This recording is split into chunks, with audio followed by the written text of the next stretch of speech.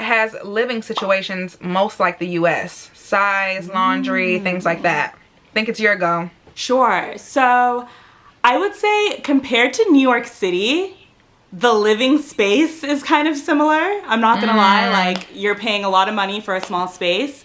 A lot of the apartments in the city don't have laundry, although there are some that do. But I mean, for example, for my apartment, I have a washer, but I don't have a dryer. So I usually hang dry my clothes. But there are laundromats like all over Paris, so like that's fine. So I will say that the living spaces in Paris are pretty comparable to New York City. That's just my opinion. But I will say in Paris, the buildings are pretty old. So there isn't typically an elevator. Like I live in a 5th floor walk up. So I got to walk up 5 flights of stairs every single day. Every single day. So I will say, I think in New York City, it's a bit more modern and you can usually find like an elevator, but here it's like hit or miss for sure. Okay, so I would say it's very similar here in London. Definitely comparable to New York City when it comes to like the size versus the price. Like you'll be paying a lot of money and not have very much space. Like my room is not the biggest right now, but yeah, I mean that's just what it is. I think they have a really good mixture of like modern buildings and then like older ones. So like I have a friend who like is ready to get out of her older flat because she just feels like it's just everything's breaking down. It's just like no. And then there's people not everything breaking down. Yeah. And then there's people who live in more like newer, you know, buildings that are just being built. So yeah, there's a good mixture. And of course the newer buildings are going to cost more as well. As far as laundry, it's the same as you. Most flats here in London, they only have a washer. So yeah, if you get lucky, you might find a flat that has a washer dryer, or you could buy your own washer dryer, but of course I'm going to use whatever is provided in the flat. It's most common to have just a washer and then dry your clothes on like a rack here. Yeah, so same. Yeah, or outside, or outside if you have a balcony. How did you decide on which area to live in?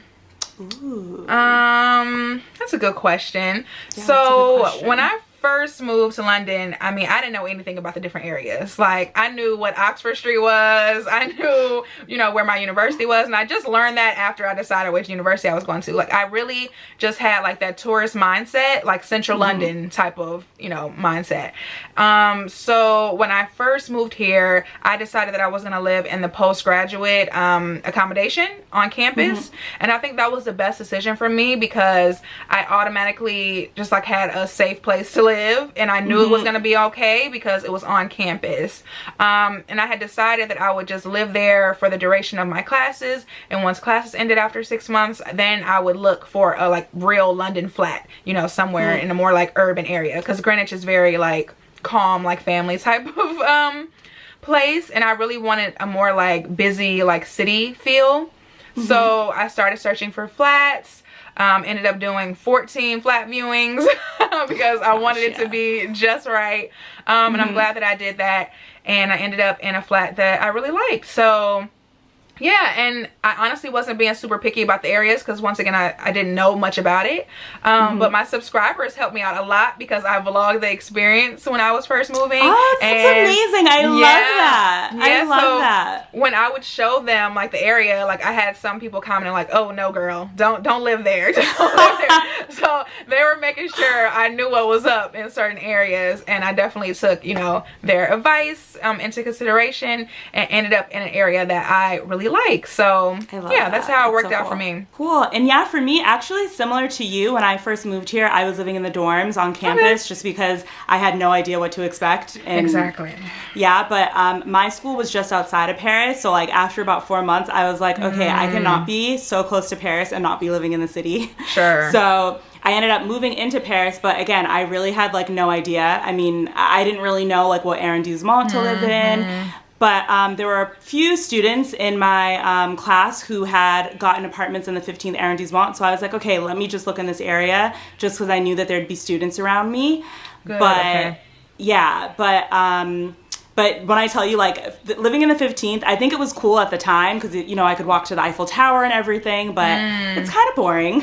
Okay, fair enough. Yeah, like it's kind of more so for like, yeah, it was boring. like it's kind of more so for like families, older couples, things like that. And then I got kicked out of that apartment and found myself, and then moved into like a sublet, and then found myself looking near Montmartre. And but again, I didn't really know a ton about the area, because even when I had gotten kicked out of my apartment, I think it was like my second year living in Paris, but also my like the first half of the year when I was living here, like outside of my MBA program. So I was still kind of getting used to the city. Okay. So agree with Paige. I was kind of just like trying to figure things out. I wanted an area that was kind of cool, trendy. I didn't want to just like, I didn't want it to be too slow. So But similar to you too, I had to go on so many apartment visits. Sorry, finding an apartment is hell in Paris. I don't know how it is in London, but like the struggle is real. So it took me like 3 to 4 months to finally find a place. Wow, that's long. Okay. Yeah.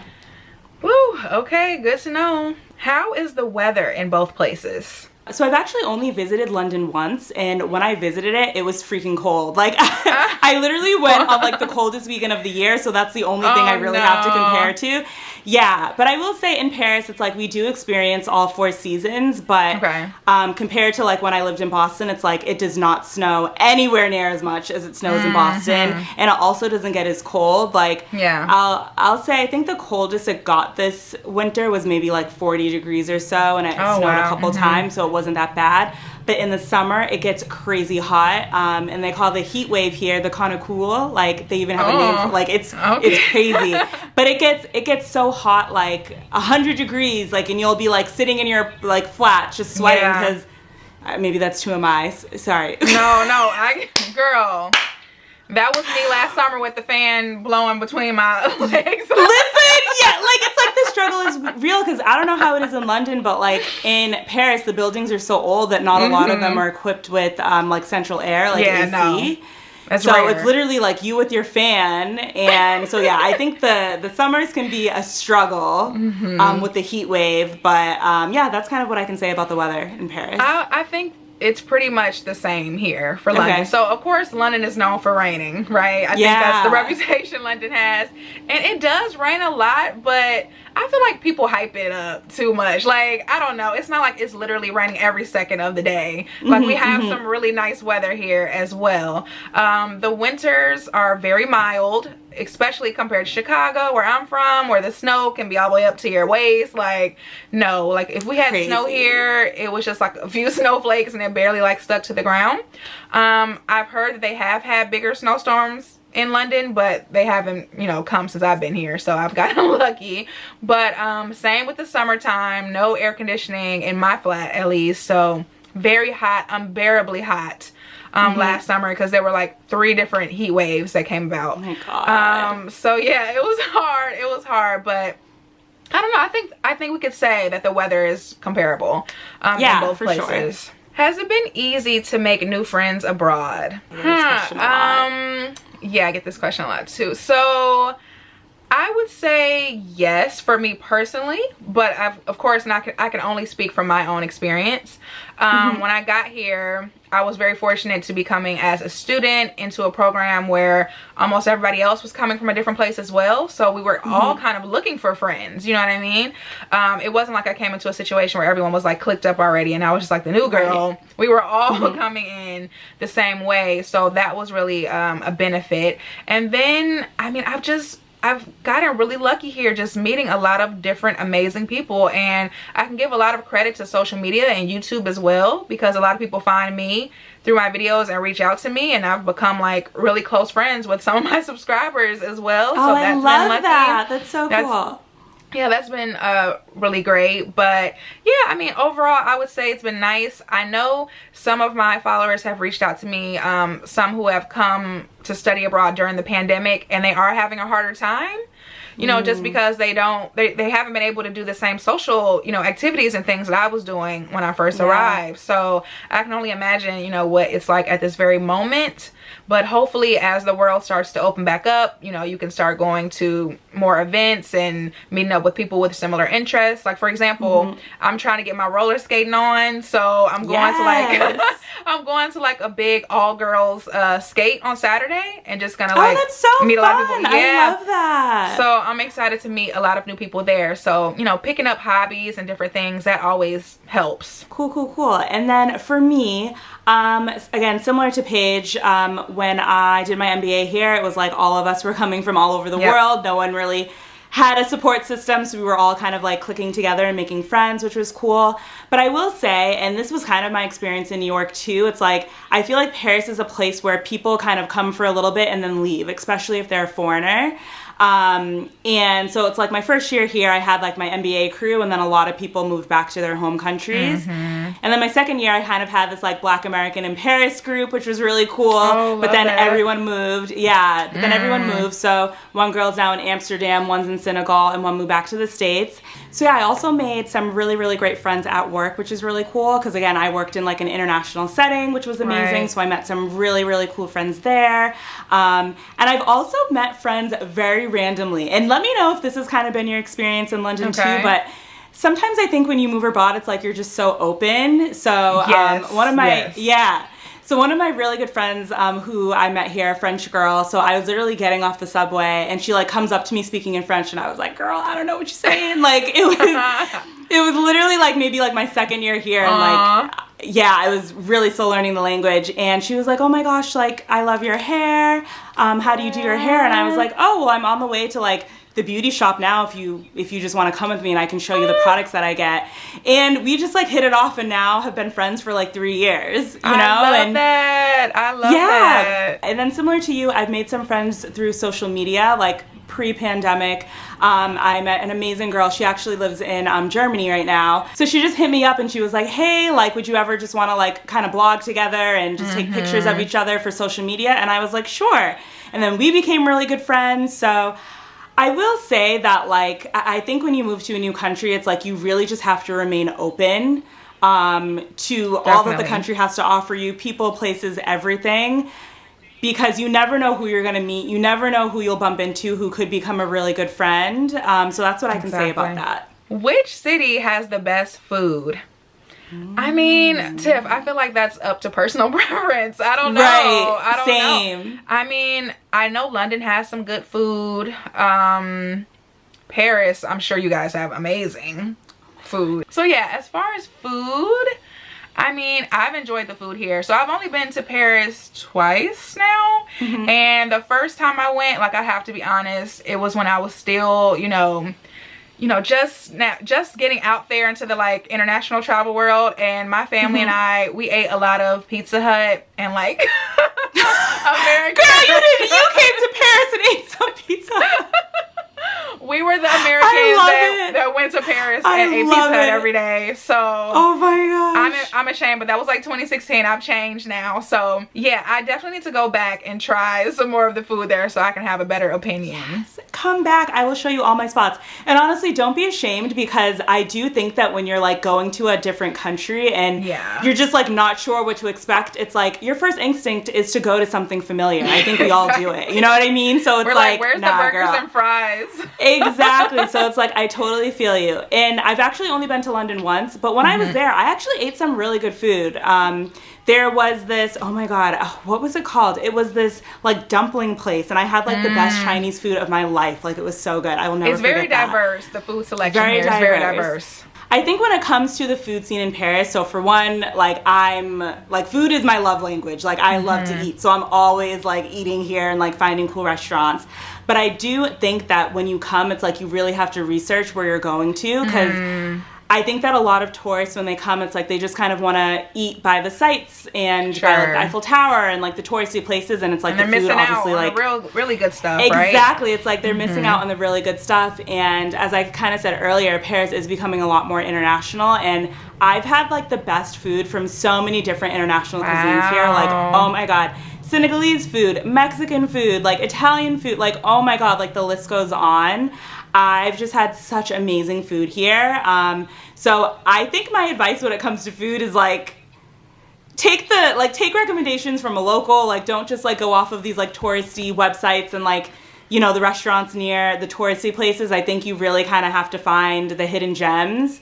But the food here is absolutely amazing. Again, kind of like what Paige said, I can't really say what's better, London or Paris. I think it kind of is personal preference, but I can say that I found some amazing restaurants here that I love. While you were talking, my brightness was going up again. Hopefully I can salvage some of that, because it's just me looking like, what the Everyone always wants to know the answer to this question, and that is, how has your dating experience been so far?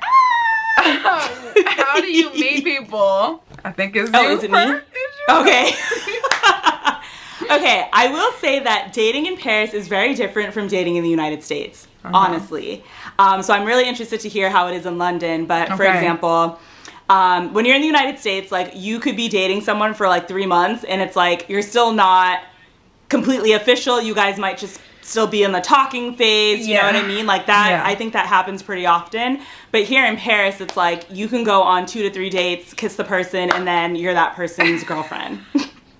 Wow. And I was not expecting that. Wow. So like I've gotten into some trouble here in Paris, I have to say. Had a couple boyfriends that you didn't know. Right. Like I was like, what is going on? Like I remember when I first kind of started dating here and was on the dating apps, I had met this guy, and I think it was like our second date. And mind you, our first date was like a month before, because I was busy, you know, like I was in school and all of this stuff. Fair. So I meet with him, and he looks at me and he's like, you know, I can just see us together. Like, where is this going? I want to be with you. And I was just like, I don't even know this man. Like, this is like the second date. Like, what do you like about me? Exactly. I was like, I thought we were still just getting to know each other. So that is something that has been very different. Or I do think that people here get into relationships a bit quicker than they do in the United States. Like, there's not really this long, drawn-out talking phase, if you will. Okay.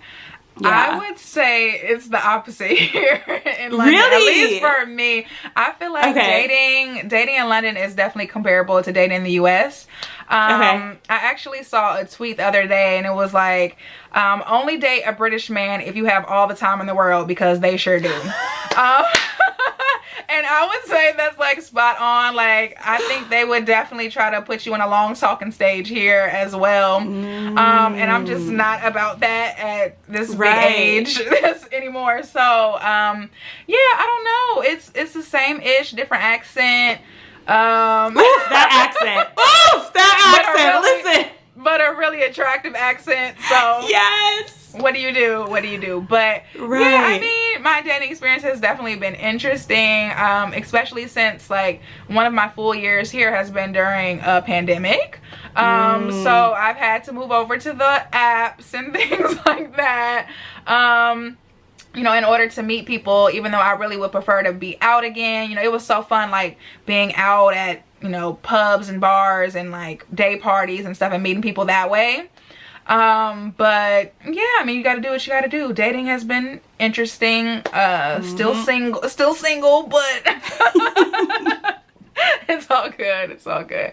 It's fun though. I can say that dating has been fun here. Like, I feel like I've had a lot of fun experiences meeting, you know, different types of people and things like that. And I feel like it's made me more open.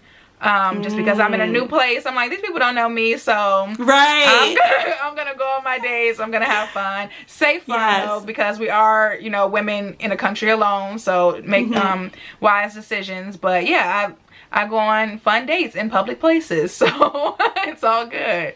Keyword public. Exactly. If the man, because they on Hinge here in London, they are good for hey, you want to come have some drinks at my house? No, I do not. No, I do not. But that's a whole nother video, girl. We might have to do Anyways, next. What are your favorite places in Paris and London?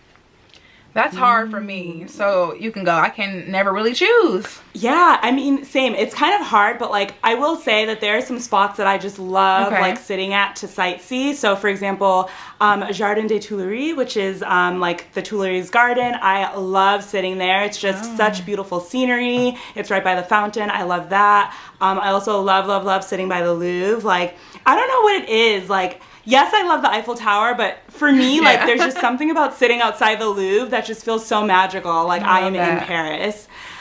So I love sitting there. And then I think in terms of going out, I mean, I have to say I'm more of a brunch person than like a party person. I feel like those were kind of like my Howard days, like getting, you know, blackout drunk, all of that stuff. Woo, I could tell you some stories.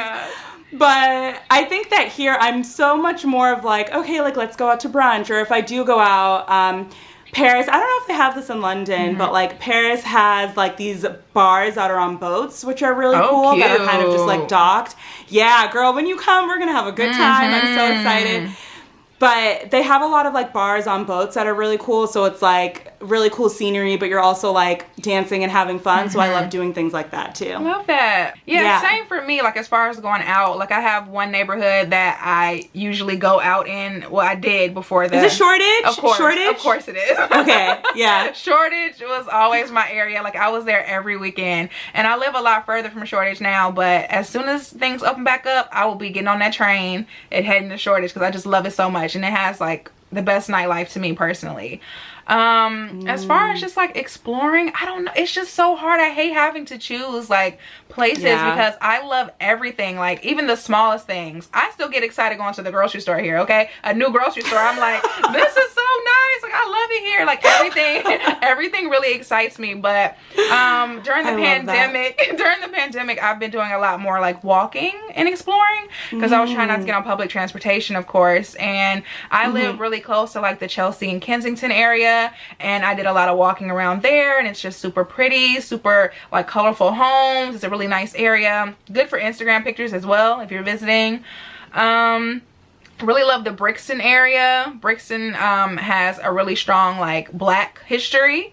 Love that area, even though it is getting a bit gentrified, which a lot of areas are. But yeah, I don't know, there's so many different areas that I enjoy. I would definitely consider myself a South London girl now, so anything happening south, that's all me. Do you see yourself ever seeking permanent residency in the UK or in France? Probably my #1 top asked question ever. Wow. So people love asking me this question, and I really have the same answer each time, and it's just that I'm trying to live my life in a way now where I just take things day by day. I don't really want to stress myself out about how I'm gonna stay here, you know, when my visa's up and things like that. I just want to do all that I can while I can, you know? So I don't know, I really haven't thought that far ahead. Of course I miss my family and my friends back in the States, so who knows, I may get to the point, you know, when this visa has run its course that I feel like I'm ready to go back to the States. Or I might not feel that way. I might feel like I want to try to figure out another way to stay. I don't know. So that's just one of those things we're gonna have to see once we get there. But for now, I love being in the UK, I love being in London, and I don't see myself anywhere else right now. And that's how I'll answer that. Yeah, I think for me, it's like I can definitely see myself living here for years to come. But I do wonder, like, once I have a husband and kids, it's like I know I'm gonna wanna, raise my family like around my parents and my sister. Like I can't imagine like having an entire family and like them not being close with my family in the States. So I think that's what kind of makes it difficult. I mean, I would love to get my French citizenship. I really would. And I think here in France, you have had to have been living here for 5 years and like speak the language fluently. Oh, so really? Fluently? Yeah. So this is year 4 for me. So I have like 1 year to go. So let's see. So yeah, I think I'm kind of like Paige. It's kind of up in the air. It's like I love Paris for right now. I really do. It's my home and I feel so comfortable here. But yeah, but I do think that, you know, once I have a family, I might want to be closer to my family in the States. I feel the same exact way, and I feel like my mother would prefer me to raise my children around her as well, which is understandable. My mom would listen. She's not playing about that. My mom. Mine either, like honestly. So we'll see, guys. To be determined. We'll let you know when we know. How about that? And last but not least, the question is, will you two ever visit each other in your cities? Duh. No, I'm just Duh, exactly right. Like, yes, I literally cannot wait to come to London. I can't wait for you to come to Paris. Know, it's gonna be so much fun. Like, honestly, like, I don't know. You're just one of those people who I just like automatically clicked with, and we literally have never even met in person. I know. I feel like our stories are just so aligned, and our experiences are just so aligned that we just kind of get it. So it's nice to have each other now, you know, to you know, bounce ideas off of in different situations. It's good. Really good. Yeah. So yes, the answer is yes. As soon as we're able to travel to each other, we will be doing that, because I mean, it's like it's not a long trip either. Like Yeah, it's like 2 hours. Are not far at all, so it would not be, you know, super difficult to do that. So trust me, guys. As soon as I can get, I think they have a train to Paris, right? Even a train. Yeah, it's only 2 hours. It's like 2 hours on the train. As soon as I can get on that train, y'all, I will be in Paris because I really am. I'm looking forward to having like a different type of Paris experience because I feel like each time I've gone there, it's been just the touristy experience, you know? And I feel like you really know, obviously, you really know the spots. You've been there for 4 years. So I feel like you can give me, you know, a different experience. And like, I've heard there's so many like, there's black owned restaurants and like different things. I've never experienced that, you know, in Paris. So I really would love to see those things. Yes, come. I can't wait for you to come. And same for me, like going to London. I've only been once for like a weekend trip, and it was like the worst time to go because it was like freezing. I like barely even wanted to be outside. And yeah, I mean, I would love to explore London with you and like try out all of your spots and things like that, vlog together. Like, I honestly cannot wait. I cannot wait. So that will be happening hopefully this summer. Like, if we can do it this summer, that will be great. So stay tuned, guys. We'll definitely have some in-person collabs coming eventually. Okay, I think that's all the questions that we have, guys. Thank you so much to everyone who submitted a question. This was really fun, Tiff. I mean, it's weird. It's weird not actually being with you, but I'm doing this live with you. But it was so much fun. I know. I loved this, honestly. So much fun talking to you. Thank you guys so much for sending in your questions. This was so fun. I loved it. So yeah, guys, if you enjoyed this video, wait, before I get into the outro, we actually did another collab on Tiffany's channel. So you should definitely go check that one out as well. We did a day in our lives in London and Paris, and it's a super cute video. So you have to check that one out as well. And make sure you subscribe to Tiffany's channel. If you're here on my channel, make sure you subscribe to Tiffany if you haven't already. As always, thank you guys so much for watching. If you enjoyed today's video, don't forget to give me a thumbs up and hit the subscribe button. And I'll see you guys in the next one. Bye. Thanks, Tiff. Bye, guys.